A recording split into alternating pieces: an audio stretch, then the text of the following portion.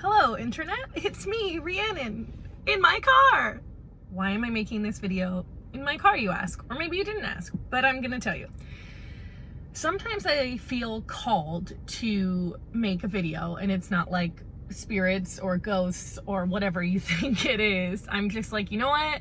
Like, I've been thinking about an idea and now's the time. And I got in my car this evening and felt like now is the time. So yes, I know a man just walked behind me, but you know what? You can't have any shame in the game, okay? If you feel like you want to say something and you feel like it's something that others are gonna appreciate and relate to, then you gotta just go for it, right?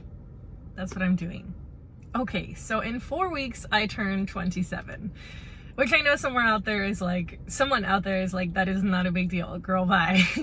But to me, it is a big deal. Not because of the age thing. Like, I don't even believe in time, first of all. We don't even have to get into that. But it's not about that. It's about the fact that I'm in a really, really good place in my life. And I'm really grateful, really happy with it. And am building a wonderful life for myself and for future me. And for whoever's in my life. And I feel like there's just not that much advice for year 26, 27, 28, and then 29, there's advice like, oh my God, don't turn 30, or like, you better have, you know, a partner and a house and a dog and a baby by 30, those type of things. But there's no advice for this in-between period. So I feel like, one, that's very true. There's no advice. Two, 26 was a huge growth year for me.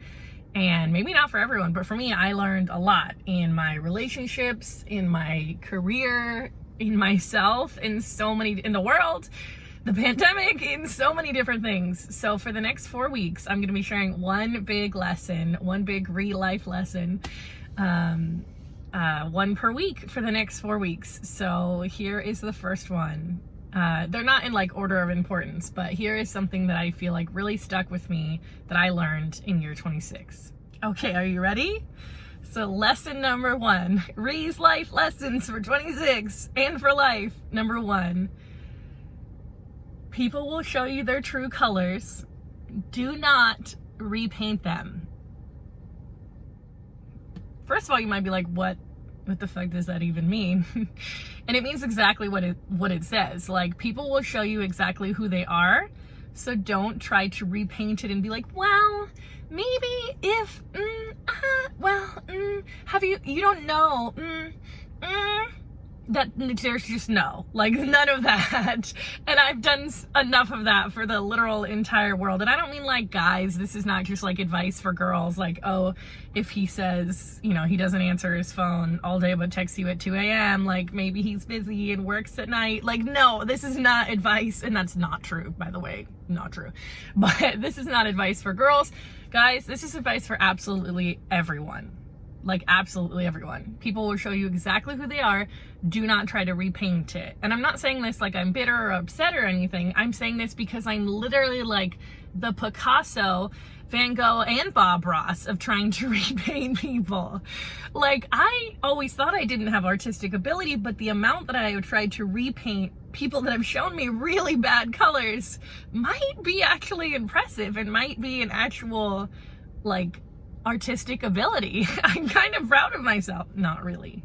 But in year 26, I learned to stop doing that. And I am sure as hell not going into year 27 with it. Like, I have sold all my painting supplies, thrown them away, burned them. I take people exactly as they are and exactly what they show me. Because as much as we want people to be something, or we have an idea of what they could be, or we could be, or it could be, or anything, people are exactly as you show them. Maybe there's a little bit hidden under there, you know, maybe there's a little bit that we're all hiding or scared of or whatever specifically. But when people show you their actions specifically, like actions speak louder than words, this applies here as well.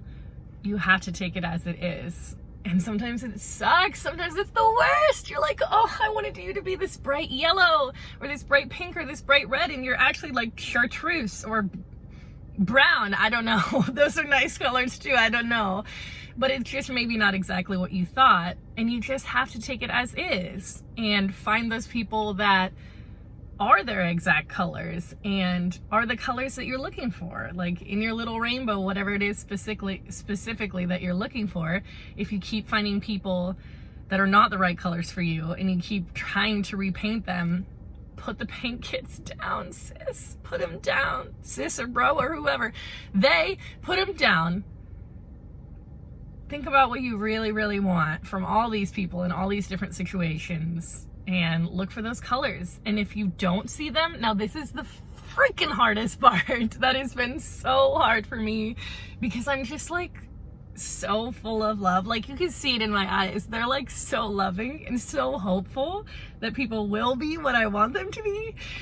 That it's so hard for me when they're not. That it's really hard to be like, oh wow, those are your colors and I'm gonna see them as they are, and those are not the colors for me, and I'm gonna walk away because I love my colors and I'm looking for complementary colors, not like a clashing outfit, basically. And that is the absolute hardest part, but a huge life lesson that I learned in 26 and am now gonna take with me for the rest of my life. Is taking people for the colors that they show me and no longer trying to repaint them.